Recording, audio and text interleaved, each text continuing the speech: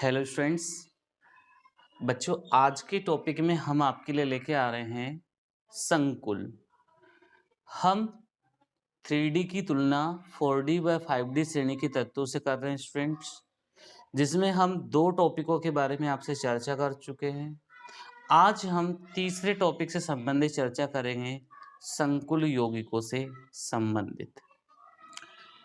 Students, ये नाम आपने पहले से बहुत अच्छी तरह सुन रखा है। प्रथम संक्रमण श्रेणी के तत्वों के रसायन में मैंने आपसे इसके बारे में डिस्कस की थी। स्टूडेंट्स, मैं आज आपसे इसके बारे में जो डिस्कस करूंगा 4D और 5D श्रेणी के तत्वों के साथ साथ हम 3D श्रेणी के तत्वों की भी यहाँ पर अध्ययन करेंगे, क्योंकि हम क्या पढ़ रहे हैं बच्चों? तुलनात्मक अध्ययन पढ़ रहे हैं, हम कंपैरेटिव स्टडी पढ़ रहे हैं। क्या पढ़ रहे हैं बच्चों? हम कंपैरेटिव स्टडी पढ़ रहे हैं। तो आप सभी बच्चे जानते हैं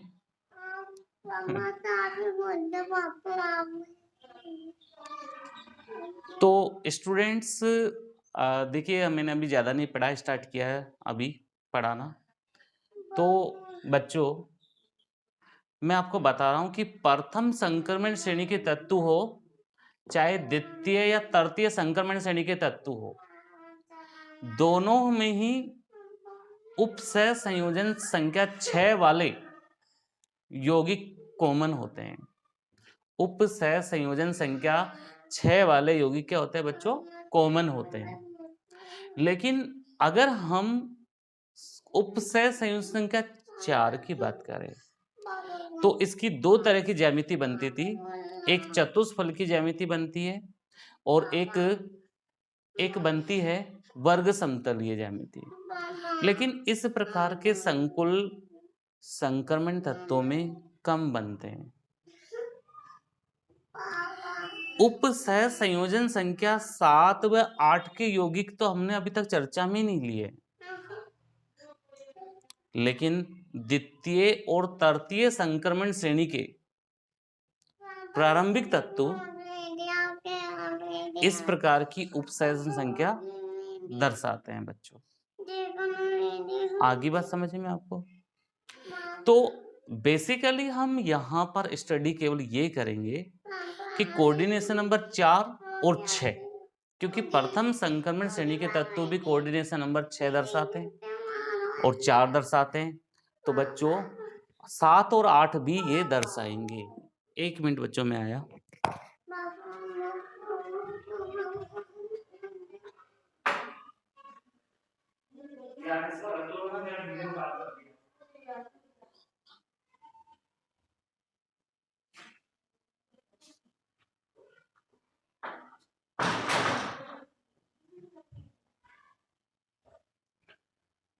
तो स्टूडेंट्स, हम बात करेंगे कोऑर्डिनेशन नंबर 6 और कोऑर्डिनेशन नंबर 4। उपसह संयोजन संख्या 6 की बात करते हैं तो मैंने आपको प्रथम संक्रमण श्रेणी के तत्वों के रसायन में बताया था कि डी उपकोष में 5 कक्षक होते हैं। इनको बच्चों हम समभ्रंश कक्षक कहते हैं, समान ऊर्जा वाले कक्षक कहते हैं। समान ऊर्जा वाले कक्षक कहते हैं। जब लिगेंड इनके संपर्क में आते हैं तो ये T2G और EG कक्षकों में विभाजित होते हैं। अधिक ऊर्जा वाले इनमें EG कक्षक होते हैं और कम ऊर्जा वाले इनमें T2G कक्षक होते हैं। अब यदि मैं आपसे बात करूं कि यहां पर जो T2G कक्षक होते हैं वो DXY, DYZ और DXZ होते हैं। और बच्चों, मैं आपसे EG कक्षक की बात करता हूं तो ये DX² माइनस Y² DZ² कक्षक होते हैं। ओके स्टूडेंट्स, और इन दोनों कक्षकों के मध्य का जो ऊर्जा अंतराल होता है उसको आप डेल्टा ओ से बताते हैं। ये डेल्टा ओ क्या है? अष्टफलकीय क्षेत्र के लिए क्रिस्टल क्षेत्र विपाटन ऊर्जा है। अब मैं आपसे बात करूं कि जैसे कोई एक इलेक्ट्रॉन है, यानी कि D1 किसी का विन्यास है, तो वो पहला इलेक्ट्रॉन कहाँ जाएगा, DXY में जाएगा। सपोज करें दूसरा हुआ, तब भी ये DYZ में चला जाएगा। अगर D3 विन्यास हुआ, विन्यास बदलते जाएंगे हम, तो ये तीसरा इलेक्ट्रॉन जाएगा। अब यहाँ पर ये कोई कंडीशन नहीं लगेगी कि यहाँ प्रबल क्षेत्र लिगेंड होगा कि दुर्बल क्षेत्र लिगेंड होगा। सभी परिस्थितियों में यहाँ पर इलेक्ट्रॉन पहले T2G कक्षक में ही जाएंगे। लेकिन अगर किसी का D4 विन्यास है तो उसमें परिस्थितियां बदल जाएगी। D4 विन्यास होने पर चौथा इलेक्ट्रॉन दो तरह की परिस्थितियों में जा सकता है, या तो ये EG कक्षक में चला जाए या ये T2G कक्षक में ही युग्मित हो जाए। देखिए बच्चों, अगर इलेक्ट्रॉन EG कक्षक में जा रहा है तो सीधी सीधी बात समझ में आ रही है कि इस क्रिस्टल क्षेत्र विपाटन ऊर्जा का मान क्या है, कम है। ये तभी पॉसिबल है जब लिगेंड आपका क्या है, दुर्बल क्षेत्र वाला हो। दुर्बल क्षेत्र लिगेंड होते हैं तो उस परिस्थिति में इलेक्ट्रॉन T2G से कहाँ चला जाता है, EG में चला जाता है। तो दुर्बल क्षेत्र लिगेंड होने पर तो ये इलेक्ट्रॉन यहाँ चला गया, लेकिन अगर प्रबल क्षेत्र लिगेंड होता, प्रबल क्षेत्र लिगेंड होता तो इस डेल्टा O का मान इतना ज्यादा हो जाता कि इलेक्ट्रॉन को यहीं पर क्या करनी पड़ती, पेयरिंग करनी पड़ती। ऐसे चौथा इलेक्ट्रॉन आता। तो अगर फिर पांचवा हुआ तो दुर्बल क्षेत्र लिगेंड के केस में तो यहाँ DZ² में चल जाएगा, लेकिन प्रबल क्षेत्र लिगेंड होने पर ये यहीं पर युग्मित हो जाएगा। अगर D6 विन्यास हुआ तो D6 विन्यास हुआ तो D6 विन्यास होने पर प्रबल क्षेत्र लिगेंड होने पर तो ये यहां युग्मित हो जाएगा, लेकिन दुर्बल क्षेत्र लिगेंड होने पर आपको पता है कि 5 इलेक्ट्रॉन तो ऐसे भर गए। अब छठा इलेक्ट्रॉन कहां से युग्मित होगा, ये यहां से युग्मित होगा। अगर फ्रेंड सातवां इलेक्ट्रॉन हुआ तो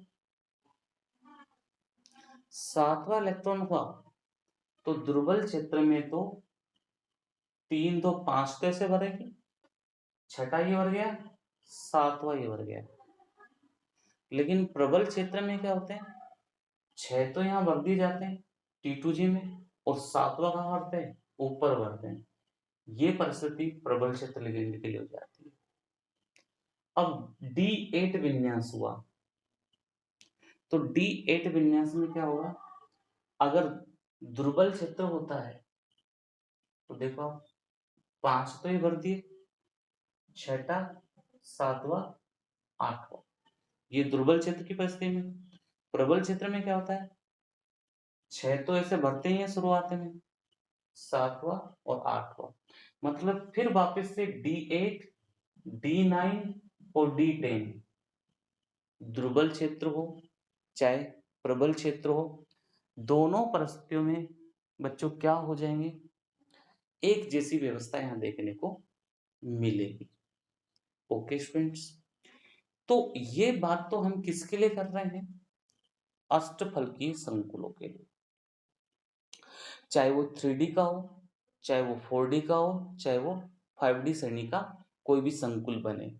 उन सभी परिस्थितियों में कोऑर्डिनेशन नंबर 6 में यही वर्किंग होती है। लेकिन जब हम बात कोऑर्डिनेशन नंबर 4 की करते हैं तो कोऑर्डिनेशन नंबर 4 में जब चतुष्फलकीय संकुल बनता है, देखिए जब चतुष्फलकीय संकुल बनेगा कोऑर्डिनेशन नंबर 4 में दो तरह की ज्योमेट्री का फॉर्मेशन हो सकता है। कोऑर्डिनेशन नंबर 4 में एक चतुष्फलकीय और दूसरा है वर्ग समतलीय, कोऑर्डिनेशन नंबर 4 में। तो पहले हम चतुष्फलकीय के बारे में जानेंगे। फिर हम वर्ग समतलीय के बारे में समझेंगे। तो स्टूडेंट्स, सेम पोजीशन होती है, मैंने आपको फर्स्ट यूनिट में भी समझाया था कि ये डी कक्षक होते हैं, समभ्रंश कक्षक होते हैं, लेकिन इनमें लिगेंडों में प्रतिकर्षण कम होता है, जिससे क्या होता है, जो Eg है वो तो कम ऊर्जा का कक्षक बन जाएगा, और जो T2G है वो ज्यादा ऊर्जा का कक्षक बन जाएगा, और इनके मध्य ऊर्जा अंतराल को डेल्टा टी से बताएंगे, टेट्राहेड्रल से बताएंगे। कंसेप्ट वही है, इलेक्ट्रॉन भरने का, प्रबल क्षेत्र हो चाहे दुर्बल क्षेत्र लिगेंड हो, ये सदैव उच्च चक्रण संकुल वाले होते हैं। क्या होते हैं? उच्च चक्रण संकुल वाले होते हैं, और इनकी जो क्रिस्टल क्षेत्र विपाटन ऊर्जा है ये डेल्टा ओ से 4/9 ज्यादा होती है। ये डेल्टा टी का मान 4/9 डेल्टा ओ के तुल्य होता है। मीन्स अगर आपसे पूछे कि अष्टफलकीय क्षेत्र का विपाटन, अष्टफलकीय क्षेत्र का जो विपाटन है, क्योंकि अष्टफलकीय क्षेत्र में होता क्या है बच्चों, एक धातु होती है और 6 लिगेंड होते हैं, तो उसमें क्या होता है, प्रतिकर्षण का मान ज्यादा हो जाता है। अब प्रतिकर्षण ज्यादा होगा तो डेल्टा ओ का मान भी इनमें ज्यादा होता है, क्योंकि ये कक्षक दूर दूर चले जाएंगे। तो इसकी तुलना अगर हम चतुष्फलकीय संकुल वाले यौगिक से करें, तो चतुष्फलकीय संकुल यौगिकों में होता क्या है, धातु एक होती है, लिगेंड 4 होते हैं, प्रतिकर्षण कम होता है, तो डेल्टा टी का मान थोड़ा कम होता है। और ये अष्टफलकीय संकुल का जो डेल्टा ओ का मान है, ये डेल्टा टी से, जो डेल्टा टी से है, ये क्या होता है, 4/9, यानी कि ये होता है, मैं आपको समझाऊं कि जो डेल्टा ओ होता है वो ज्यादा होता है डेल्टा टी से 2/3 क्षेत्र, मतलब 2/3 क्षेत्र जो होता है वो डेल्टा ओ का मान ज्यादा होता है डेल्टा टी से। ये मैं आपको जो समझा रहा हूं ये प्रतिकर्षण के आधार पर समझा रहा हूं।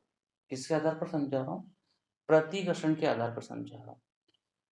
इसमें क्या है, एक रिलेशन पूछा जाता है कि आपसे अगर जैसे रिलेशन पूछे कि डेल्टा टी और डेल्टा ओ में रिलेशन क्या होता है, तो आप ये बताएंगे, ठीक।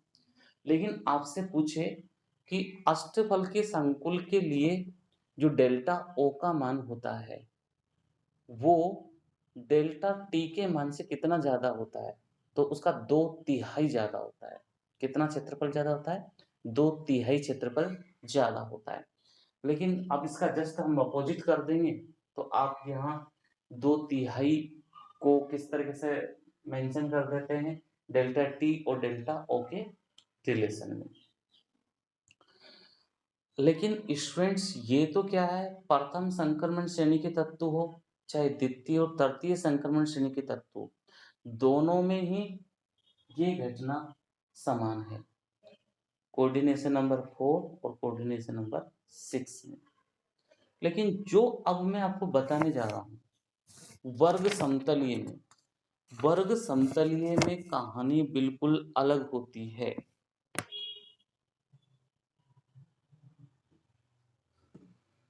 बच्चों, वर्ग समतलीय संकुल यौगिकों में क्रिस्टल क्षेत्र विपाटन ऊर्जा डेल्टा एसपी का मान अष्टफलकीय संकुल की क्रिस्टल क्षेत्र विपाटन ऊर्जा से बहुत अधिक होता है। इसका कारण यह है कि वर्ग समतलीय संकुल में जेड अक्ष पर कोई लिगेंड नहीं होता। जेड अक्ष पर क्या नहीं होता? कोई लिगेंड नहीं होता वर्ग समतलीय में। अतः डी जेड स्क्वायर कक्षक की ऊर्जा, डी जेड स्क्वायर कक्षक की ऊर्जा D x square minus Y square से कम हो जाती है। एक पॉइंट तो यहाँ पर ये चीज समझनी पड़ेगी। अगर ऊर्जा, अब हम बात कर रहे हैं किसकी, वर्ग समतल की। डायग्राम में आपको बाद में समझा रहा हूं, पहले इसकी बेसिक बातें बता रहा हूं मैं। इसमें क्या एक्स और वाई अक्ष पर ही लिगेंड मिलता है, क्योंकि आप सब जानते हैं इसकी ज्योमेट्री जैसे ऐसे होती है, ये लिगेंड है, ऐसे होती है वर्ग समतल। तो ये केवल एक्स और वाई प्लेन में ही लिगेंड मिलते हैं, जेड अक्ष पर कोई लिगेंड होता ही नहीं है। तो जेड अक्ष पे प्रतिकर्षण कम होगा तो उनकी ऊर्जा क्या हो जाएगी, न्यूनतम हो जाएगी। ठीक है। और डी वाई जेड और डी जेड सर ऐसे ही, ये तो मैंने बात की ईजी कक्षकों की। टी टू जी कक्षकों में बात करेंगे तो डी एक्स वाई की ऊर्जा ज्यादा रहेगी किससे, डी वाई जेड और डी एक्स जेड से। बस इस कंसेप्ट को ध्यान में रखते हुए हम यहां पर डायग्राम बनाएंगे। ओके बच्चों।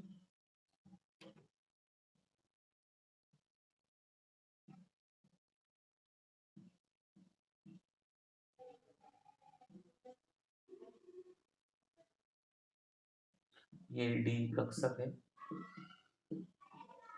आप सबसे पहले जानते हैं कि इनको ऊर्जा के आधार पर हम T2G और EG में बांटेंगे।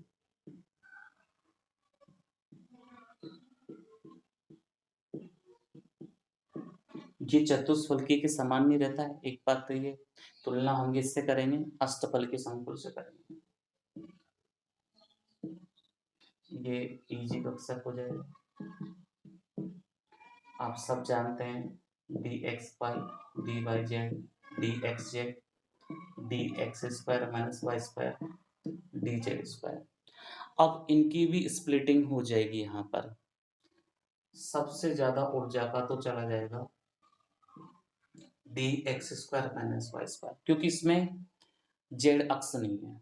इसके बाद में ये आएगा, यहां से भी डी एक्स वाई उठ के चला जाएगा, क्योंकि इनकी ऊर्जा ज्यादा है डी एक्स वाई। ठीक है। और इसके जस्ट नीचे आ जाएगा ये डी जेड स्क्वायर, ये d x square minus Y square आएगा, ये डी जेड स्क्वायर से कम ऊर्जा का बन जाएगा। और सबसे नीचे क्या आ जाएंगे, दो कक्षक आ जाएंगे डी वाई जेड और डी एक्स जेड, ये आ जाएंगे। ओके, इस तरीके से। और अब ये जो है ये डेल्टा एस पी है, स्क्वायर प्लेनर, यानी कि ये वर्ग समतलीय संकुल के लिए क्या है, क्रिस्टल क्षेत्र विपाटन ऊर्जा है। तो स्टूडेंट्स, आपने कोऑर्डिनेशन नंबर 6 में देखा अष्टफलकीय ज्यामिति वाले लिगेंड होते हैं, संकुल यौगिक होते हैं, चाहे वो 3D के तत्व बनाए चाहे 45D के बनाए। कोऑर्डिनेशन नंबर 4 में दो तरह की ज्यामिति वाले संकुल यौगिक थे, एक तो चतुष्फलकीय, एक वर्ग समतलीय। अब जो कोऑर्डिनेशन नंबर 4 में जो वर्ग समतलीय वाले हैं वो बिल्कुल भिन्न गुणधर्म दर्शाते हैं। उनका क्रिस्टल क्षेत्र विपाटन ऊर्जा का जो मान होता है वो देखिए आप, यहां से लेकर यहां तक ये पूरा ही है, ये डेल्टा एस भी पूरा है, यहां से लेकर यहां तक अष्टफलकी की तुलना में अधिक है। एक बात तो ये चीज समझ लीजिए आप। ऐसा क्यों हुआ, ऐसा इसलिए हुआ कि वर्ग समतलीय ज्यामिति में धातु से जुड़े जो लिगेंड होते हैं ना बच्चों, वो केवल एक्स वाई तल में ही होते हैं, मतलब जेड अक्ष पर कोई लिगेंड नहीं होता। जब लिगेंड ही नहीं है तो प्रतिकर्षण नहीं होगा, प्रतिकर्षण नहीं होगा तो ऊर्जा कम हो जाएगी। तो देखिए इन दोनों में से ऊर्जा किसकी कम हो गई, d x square minus Y square की ऊर्जा ज्यादा हो गई, क्योंकि इसमें जेड एक्स पर कोई लिगेंड नहीं है। और देखिए ये यहाँ पर चला गया। ऐसे इन तीनों में से ज्यादा ऊर्जा किसकी हो जाएगी, डी एक्स वाई की।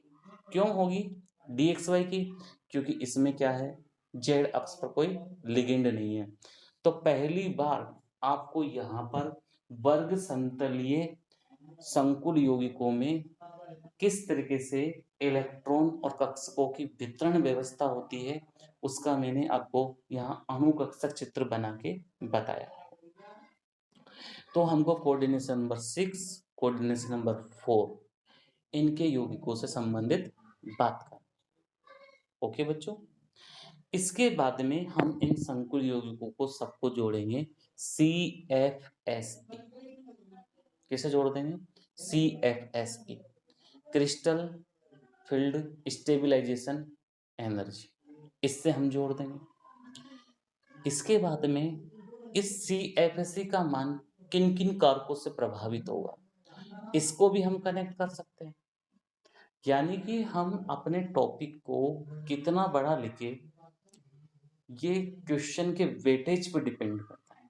क्वेश्चन 5 नंबर का आता है तो आप इन तीनों लिगेंडों के बारे में, इन तीनों कोऑर्डिनेशन नंबर के बारे में समझा सकते हैं, इन तीनों ज्यामिति के बारे में समझा सकते हैं।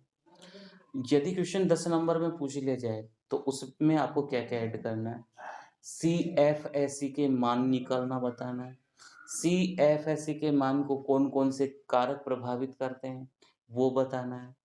आपको इसको जोड़ देना है, स्पेक्ट्रमी रासायनिक श्रेणी से जोड़ देना है। आपको इसमें दुर्बल क्षेत्र लिगेंड, प्रबल क्षेत्र लिगेंड, उन सब का कंसेप्ट आपको बताना पड़ेगा।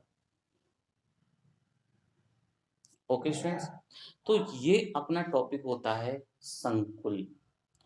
अब हम इसके बारे में 1 बाय 1 लिखेंगे तो हमको वो चीज सब याद हो जाएगी जो हमने पहले पढ़ी है। ओके स्टूडेंट्स, पहले मैं आपसे क्रॉस क्वेश्चन कर लेता हूँ, किसी को कोई डाउट हो तो वो बोले, फिर मैं आपको लिखाऊंगा। इसलिए बच्चों कोई क्वेश्चन हो किसी का तो बताइए।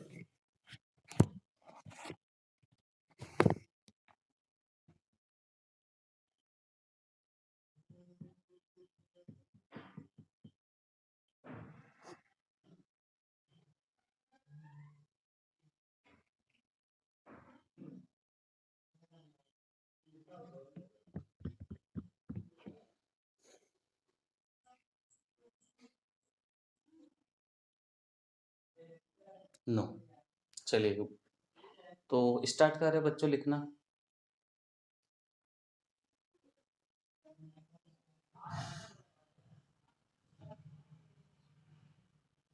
रिप्लाई करें, लिखना स्टार्ट करें। ओके बेटा, चलिए तो लिखिए बच्चों इसके बारे में। एरो वाइज लिखते जाना, मैं जहां पर कहूँ आपसे वहां एरो चेंज करना है। तो लिखिए उपसय संयोजन संख्या, उपसय संयोजन संख्या 6 वाले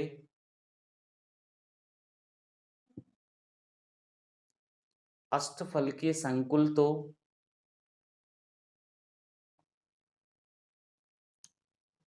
सभी संक्रमण तत्वों में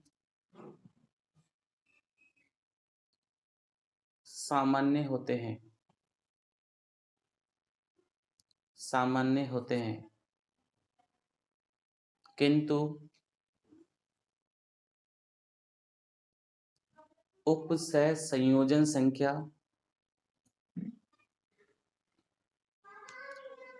4 वाले संकुल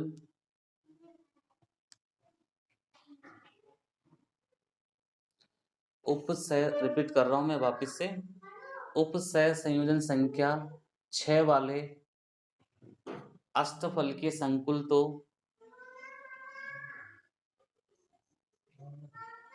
सभी संक्रमण तत्वों में सामान्य होते हैं, किंतु उपसय संयोजन संख्या 4 वाले संकुल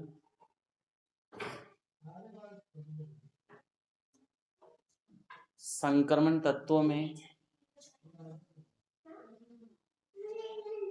कम मिलते हैं।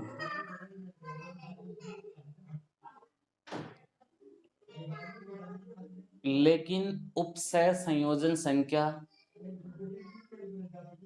7 व 8 वाले संकुल केवल द्वितीय व तृतीय संक्रमण श्रेणी के प्रारंभिक तत्व ही दर्शाते हैं। प्रारंभिक तत्व ही दर्शाते हैं। नेक्स्ट टर्म लिखना,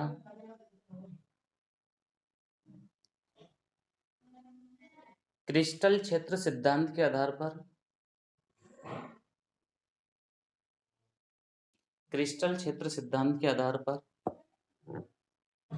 चतुष्फलकीय, वर्ग समतलीय तथा अष्टफलकीय ज्यामितियों में संकुलों के रंग तथा उनके चुंबकीय गुणों की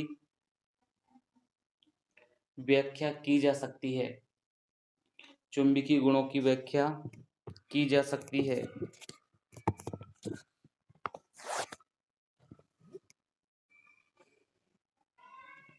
नेक्स्ट लाइन में लिखना,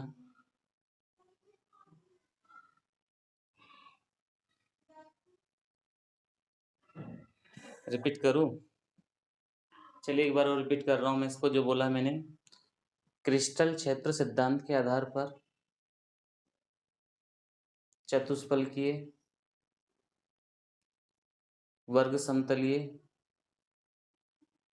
तथा अष्टफलकीय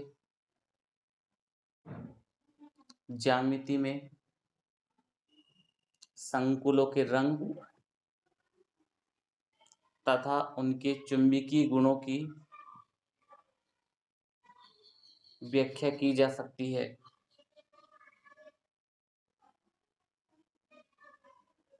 ओके, अब आप नेक्स्ट टर्म लिखना, अष्टफलकीय व चतुष्फलकीय संकुल संक्रमण तत्वों में आसानी से बनते हैं,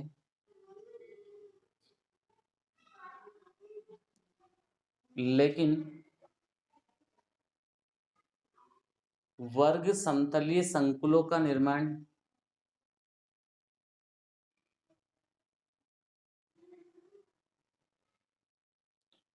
अष्टफलकीय संकुलों से भी हो सकता है। अष्टफलकीय संकुलों से भी हो सकता है।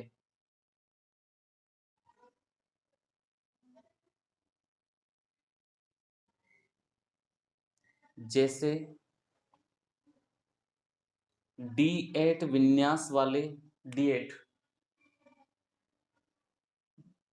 D8 विन्यास वाले संकुल में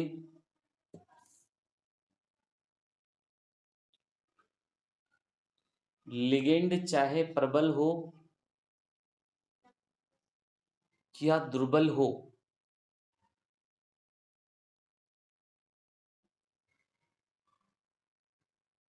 आठ में से 6 इलेक्ट्रॉन T2G कक्षकों में भरे जाते हैं।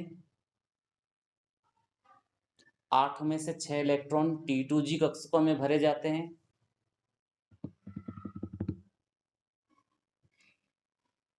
जबकि 2 इलेक्ट्रॉन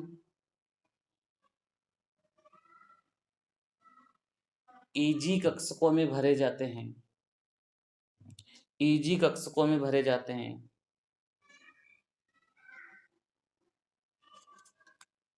तो इसकी व्यवस्था तो आप बना लेंगे, इसकी व्यवस्था आप आसानी से बना लेते हैं।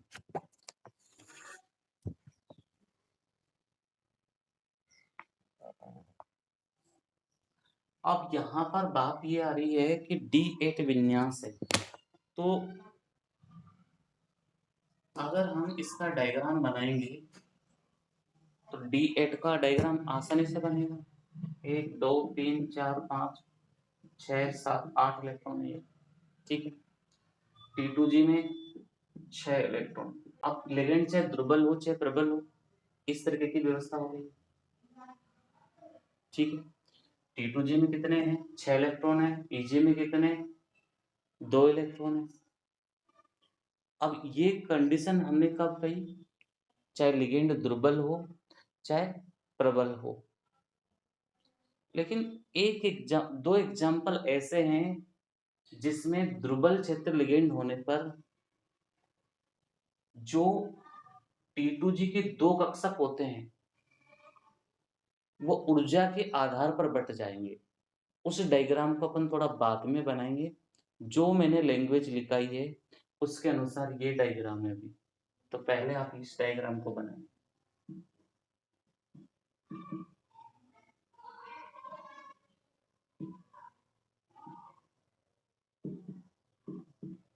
ये डायग्राम आप बना लीजिए।